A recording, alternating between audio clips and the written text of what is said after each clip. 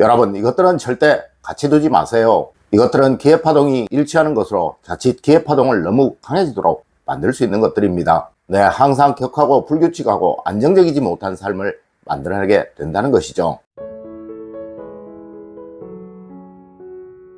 여러분, 안녕하세요. 이정민입니다. 여러분, 세상 만물은 모두 나름의 길을 가지고 있으며 또 일정한 파동을 배출하고 있습니다. 네, 우리 인간도 나름의 성격이 다른 것, 이미지가 다른 것, 그건 역시 모두 기회 파동 때문에 그런 거예요. 맞습니다. 여러분이 누구에게는 좋은 인상을 얻는데 또 누구에게는 불쾌한, 그리 유쾌하지 못한 인상을 가지는 건 역시 그 사람이 배출하는 기회 파동으로 인하여 그러한 것입니다. 물론 이는 사람뿐만 아니라 물건도 그러합니다. 그 자체의 고요한 기운만 뿜어내는 것은 절대 문제가 되지 않으나 그 기운이 너무 강해진다든가 너무 약해진다든가 하면 반드시 문제가 생긴다는 것이죠. 네, 한두 개는 문제가 되지 않지만 이런 것들이 많아지게 되면 여러분의 가정에 기회파동에 문제가 생기게 되고 자칫 이것이 모이게 되면 굉장히 큰 불행을 만들어낼 수도 있게 되는 거예요. 하여 서로 대립되는 것은 가능한 곁에 붙여두지 말아야 하는데 여러분들은 이것을 잘 몰라서 스스로 불행을 만드는 경우가 정말 너무나도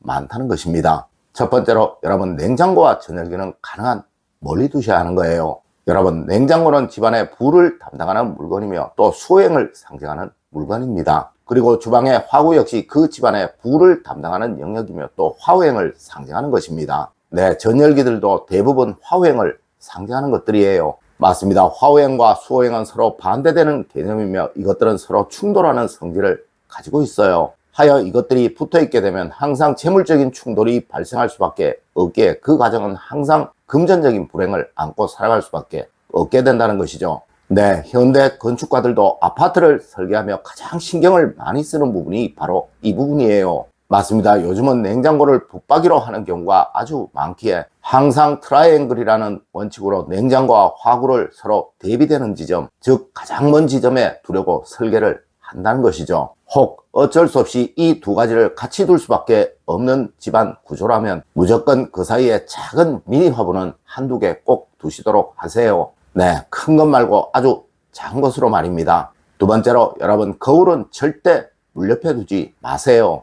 여러분, 거울은 번영운을 상징하는 것이며 또 화호행의 결정체입니다. 네, 이 거울은 집안에 있는 그 어떠한 물건보다 화호행의 기운이 아주 강한 것이라는 것이죠. 하여 이 거울 옆에 수족관 같은 것들은 절대 같이 두시면 안 되는 거예요. 물론 거울을 주방에 두는 건 역시 절대로 하지 말아야 할 행동이겠죠. 여러분, 거울 옆에는 작은 물병이라도 같이 두지 마세요. 맞습니다. 제가 거울은 가능한 거실에 두세요 라고 말씀을 드리는 이유는 이 거실은 토행의 영역이라 거울의 기운이 거실의 기운을 살려 그 가정의 행복과 평안을 만들어줄 수 있기에 그러한 거예요. 물론 대부분의 가정에 안방에도 거울은 있을 것입니다. 네, 화장대 거울이죠. 여러분, 이곳에도 절대 물을 올려두지 마세요. 물론 잠깐은 상관이 없지만 물이 담긴 꽃병 같은 것 올려두시는 일 절대로 없도록 하십시오. 세 번째로 여러분, 의자 위에는 무엇이라도 절대 올려두지 마십시오. 여러분, 의자는 성취운을 상징하는 것으로 의자가 좋으면 마음먹은 대로 모든 것이 다 이루어진다라는 말도 있습니다. 하여 부자들은 항상 그렇게나 좋은 의자를 사용하려고 하는 거예요. 맞습니다. 항상 어디든 내가 가서 앉는 곳은 대우를 받는 곳이어야 하겠죠. 물론 이 의자는 무조건 모행을 상징하는 것입니다. 네, 절대 이곳에 물건을 올려두어서는 안 되는 거예요. 그렇게 되면 성취운이 막히게 되니 늘 발전이 없는 삶을 살게 됩니다. 간혹 여분의 의자가 집에 있다고 그곳에 물건을 올려두시는 분들 있으시죠? 여러분, 모고행은 위로 뻗어 올라가는 성질을 가지고 있어요. 이곳에 뭔가를 올려두게 되면 그 기운이 막히게 되어버린다는 것이죠. 하여 저는 절대 소파 위에도 뭔가를 올려두지 말라고 그렇게나 말씀을 드렸던 것입니다. 네 번째로 여러분, 침대 옆에 흙이나 돌로 된 물건 절대 두면 안 되는 거예요. 여러분, 흙으로 침대를 만드는 것은 아주 좋은 것입니다. 이는 흙의 특성을 사람에게 전해주는 것이니까요. 하지만 절대 침대 주변에 흙이 담긴 것, 또 돌로 된 것을 두어서는 안 되는 거예요. 네, 토행은 집안의 안정을 상징하는 것이라 이렇게 되면 항상 다툼과 갈등이 많은 가정이 되게 됩니다. 간혹 침실에 수석 같은 것으로 장식을 하시는 분들 있으시죠? 혹 이런 것 있으시면 무조건 침실 외부로 옮기시도록 하세요. 그래야 자녀들과의 사이에 문제가 생겨나지 않게 됩니다. 다섯 번째로 주방이나 화장실에 그림을 걸어 두시는 일 절대 없도록 하세요.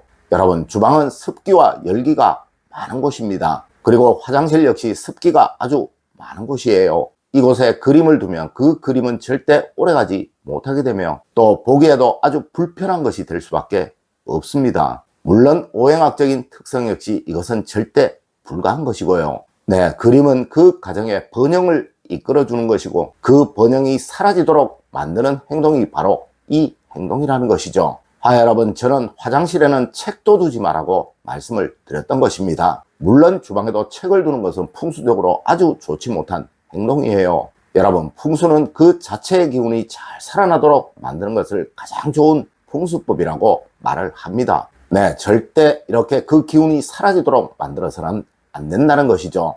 여섯 번째로 여러분, 수저와 그릇은 반드시 분리해서 두어야 합니다. 여러분, 오늘 꼭 주방 찬장을 한번 보세요. 혹 그곳에 수저통을 넣어두신 분 없으시나요? 분명 그곳에 수저통을 넣어두시고 계신 분 있을 것입니다. 네, 그렇다면 그 수저통 당장 서랍 안으로 옮기십시오. 이렇게 되면 항상 그 가족들은 어디를 가나 대우를 받지 못하고 존중을 받지 못하는 삶을 살게 됩니다. 물론 수저통을 외부에 두시는 건 역시 그리 좋지 못한 행동이지만 그래도 그릇과 같은 곳에 두는 것보다는 좋습니다. 네, 그릇은 식복을 말하는 것이고 수저는 명예를 말하는 거예요. 절대 재물운을 말하는 것과 명예운을 말하는 것이 한 공간에 같이 있어서는 안 된다는 것이죠. 여러분, 저는 현관에 돈을 상징하는 것을 두시면 절대로 안 된다고 그렇게나 말씀을 드렸던 것입니다. 네, 현대 싱크대 서랍장에는 거의 대부분 수저만을 넣는 공간이 따로 다 있을 거예요. 혹 이것이 없으시다면 수저는 꼭 그것만 보관하는 공간을 만드시고 그곳에 보관을 하십시오. 일곱 번째로 여러분, 옷장 안에 새로 된 물건 절대 두시면 안 되는 거예요. 여러분, 옷장은 무조건 모고행의 공간입니다. 물론 이곳은 명예운을 상징하는 곳이며 번영운을 상징하는 곳입니다. 네, 모고행이 가장 싫어하는 것이 바로 금오행이에요. 맞습니다. 옷장 안에 새로 된 물건을 넣어두게 되면 절대 그 가정에는 번영이 이루어지지 않게 된다는 것이죠. 여러분, 풍수를 절대 우습게 생각하지 마세요. 이런 하나하나가 모여 좋은 기회파동을 만드는 것이며 이 기회파동이 선순환을 일으켜 어느 순간 여러분의 가정을 뭘 해도 다 잘 되는 가정이 되도록 만들어 버리는 것입니다. 여러분, 혹 옷장 안에 금고 넣어두신 분 있으시면 얼른 다른 곳으로 옮기시도록 하세요. 물론 다리미 같은 것도 절대 옷장 안에 같이 보관하시면 안 된다는 것 꼭 알아두십시오. 여러분, 현대는 명당이 없어요. 네, 여러분의 집이 명당인 경우 절대로 없다는 것이죠. 여러분이 그 집의 기운을 어떻게 꾸미느냐에 따라 그 집의 기운이 잘 발휘되기도 하며 또 전혀 발휘되지 못하게 되기도 하는 거예요. 오늘 제가 알려드린 이야기 여러분들 꼭 명심하시길 부탁드리며 오늘의 이야기를 마치도록 하겠습니다. 늘 올바른 흥과 올바른 지식을 여러분들께 전하도록 노력하겠습니다. 여러분 긴 시간 감사드립니다. 감사합니다.